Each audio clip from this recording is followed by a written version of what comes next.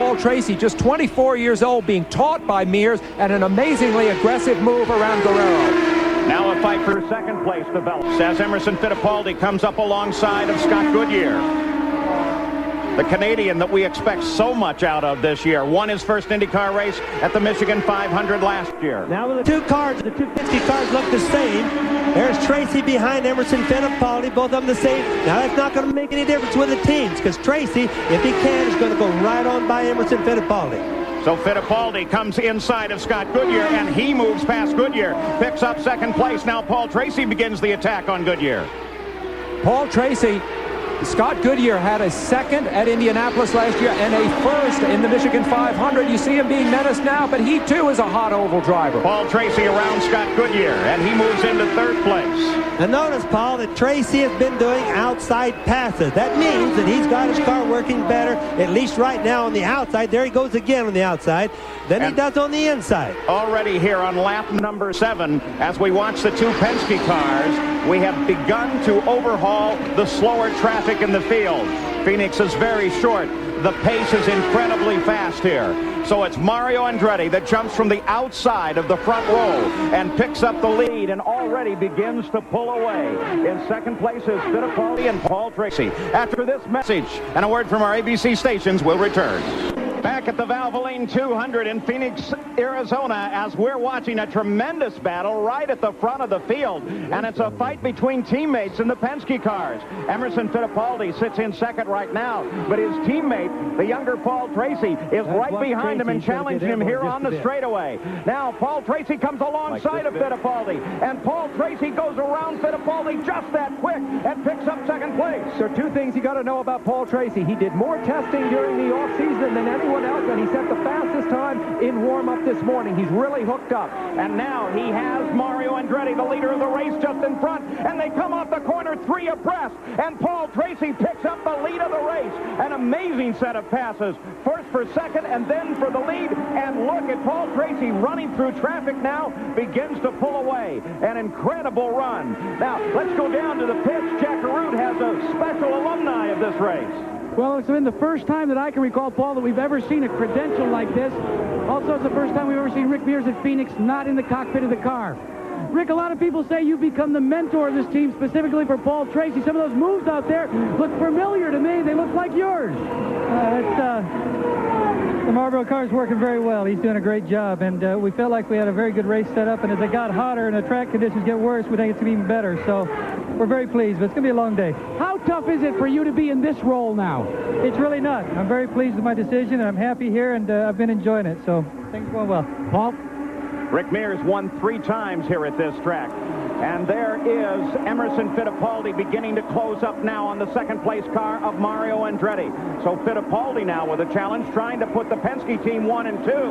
And you think those Penskes aren't working well as he comes screaming past Mario Andretti. You know, you can just watch those cars. It doesn't make any difference if they're high or low. Anytime at Phoenix, and you can have 2 crews to race on, you can pass a whole lot easier. Passing Mario is normally a big job. So the Penske cars, first and second, Paul Tracy leads it. True, Bobby, but Rick Mears' signature was always the high pass here, wasn't it? And that's what we saw Paul Tracy using. Wow, look at this traffic as they come off the corner. The leaders working their way through the rest of the field now. 4 and 5 abreast. We haven't seen that at Phoenix for a long time. That is the best racing I've seen in a long time. Looks like Scott Brayton was dancing out very high as he came through that corner, but he got it back under control. And there is Robbie Gordon in the 14 car as he begins now to close through this field as well.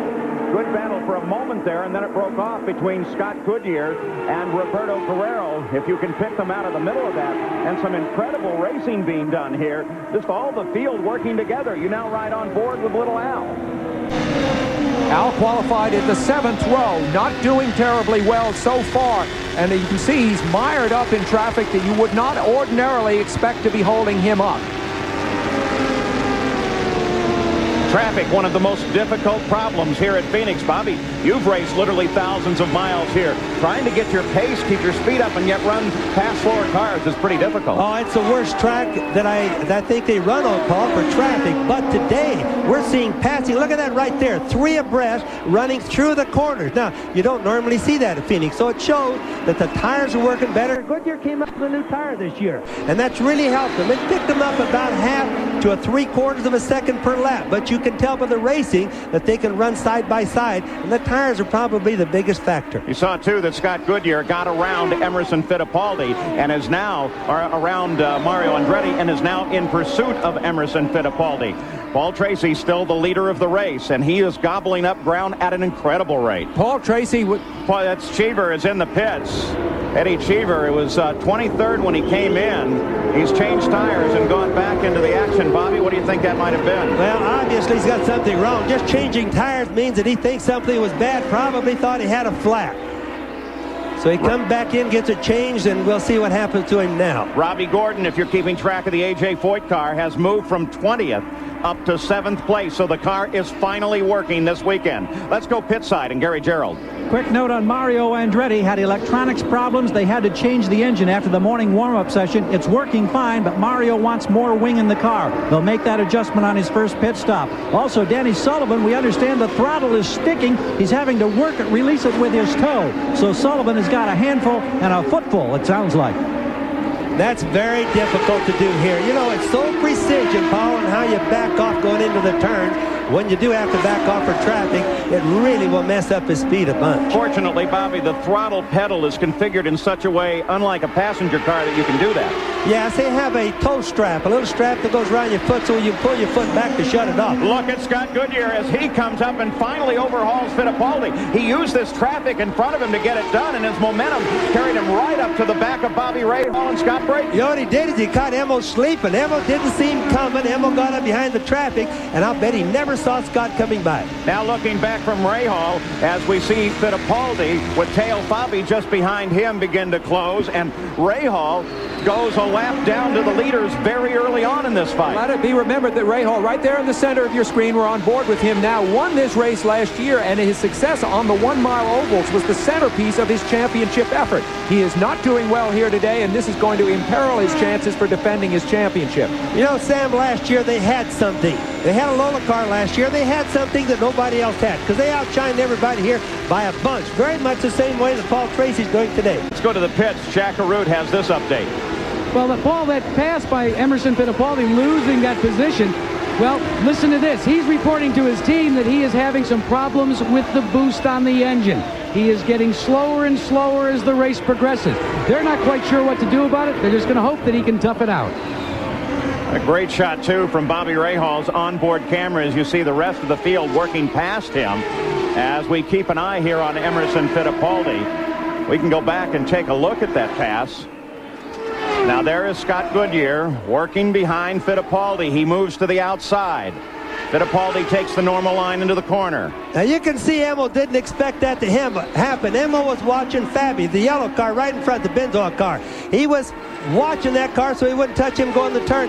Goodyear went right by the outside. That's the easiest way that you can pass people here. You know, it's interesting that Teo Fabi, you see him there. He's running in 9th and now being overtaken by the leader of the race. When Teo Fabi was the first one I ever remember that did that kind of pass here back in 1983 when he won the race. He just hooked up and went around a whole group of cars about 2 lanes off of the normal groove of this track. Well, you know, Paul, sometimes there's a groove out there that nobody knows, and pretty soon somebody will just jump out there and try it. It looks like they're dumb when they do it at times, but when they make it, they look like heroes, and that's the way Tracy is looking when he goes by them. A very busy racetrack here as we keep track of the Penske cars running at the front of the field. Paul Tracy, who's looking so solid here. There's the stats on Paul right now from the EDS scoring system, and we appreciate that information, being able to keep us right up to date. Scott Goodyear runs in 2nd place. Emerson Fittipaldi is still in 3rd. Mario Andretti has dropped to 4th. Roberto Guerrero sits in 5th.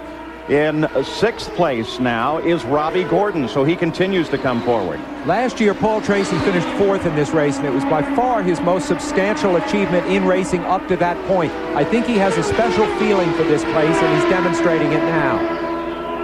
nice thing about being out in front with like Tracy is right now, Paul, is he can pick his traffic and his passing what he wants. He doesn't have anybody pushing him really hard. Whereas the guys that are back in the pack, they usually have somebody pushing them, so their passes have to be more conservative. Bobby Rahal now makes it into the pits and is looking for a full tire change. This coming on lap 37. Jackaroo? Well, Paul, the problem is Bobby Rahal says the car is extremely loose. So loose that he felt he had to come in and make an exchange of tires. Going a lap down didn't help either. Of course, this is a new chassis. It only took him 16.5 seconds to change those tires, but they're still working with the True Sports chassis transition from last year and what they call the Rahal Hogan, and they don't expect their new chassis to come out until after the Indianapolis 500. Boy, and you can bet if Bobby Rahal comes in on lap 37, which is almost 30 laps sooner than he should, it's got to be bad, Paul, and nobody would question that one. Here's where we are with Mario Andretti, who has finished second and fourth in his last two Indy starts. And, of course, he was second on the grid here, so he is resurgent. And, of course, with Nigel Mansell out of the race, all the hopes of the Newman-Haas team rest with Mario alone, and he really is apt to rise to that kind of occasion. Sam, I think he probably has more miles than anybody on the track today at this track. Paul Tracy, by the way, took the lead on lap 11. At that time, he took it away from Mario. On lap 34, Tracy lapped Mario. It only took him 24 laps, in other words, to put Mario a lap down, and now he's going for Emerson Fittipaldi. Take a look at that as Emerson sits down inside there. Paul Tracy looks for the position, and Paul Tracy is now looking for his own teammate to lap him. Some of the passes with Tracy have been so outstanding. I really think if I was Roger Penske, I'd try to settle him down just a little bit because he really is outshining everybody today by a bunch. Paul Tracy now tries to work inside Fittipaldi. If he can do this, he has only Scott Goodyear in front of him. He gets the job done, so he has lapped everyone except second place car of Scott Goodyear. The line he's using, though, Bobby, puts me in mind of the line that Nigel Mansell was running in practice and turning in some incredibly quick laps. Yes, and when you're really sticking good, it's obviously the easiest place to pass, but on the outside, when you're passing cars out there, hey, it's dangerous. If the guys slip just a little bit, they've got you. And as you saw there, he went around Scott Goodyear and has now lapped the entire field in a mere 42 miles. And we haven't seen this happen in years, that somebody is this much faster than the entire field. Scott Goodyear, right there, who sat on the pole, already been lapped. So Paul Tracy now, keep an eye on this, the 12 car sitting up there high, again looking at slower traffic. He bottles up Scott Goodyear, uses that high line that has been working very well for him, and he has now lapped everyone in the field. Paul Tracy is on an incredible roll here at Phoenix International. You're looking from high above the track in the Goodyear blimp, and there is your field in the top 12. Andretti trying to hold off his fourth place position from a charging Roberto Guerrero, and now Roberto moves out to that high line, working so well for the leader of the race, Paul Tracy, and he picks up fourth place. Let's go to the pits and Gary Gerald. Here's Eddie Cheever out of the car. What was the problem, Eddie? I had a rear vibration right from the beginning. I thought it might have been a set of tires, but it was. I think something is broken in the car. It's very disappointing. We had a good run in Australia, and this is my home track, so we were expecting to do very well here, and it's been a horrible weekend from the word go. But see you at Long Beach. This is tough after a second place here a year ago. That's Eddie. Eddie Cheever, new team this year. They expect much out of that operation. They have been working very hard. Obviously, the Penske organization always works hard, and look at the job that they have done for Paul Tracy and what Paul has managed to do with it. Here's the look back from Arie Luyendyk's car.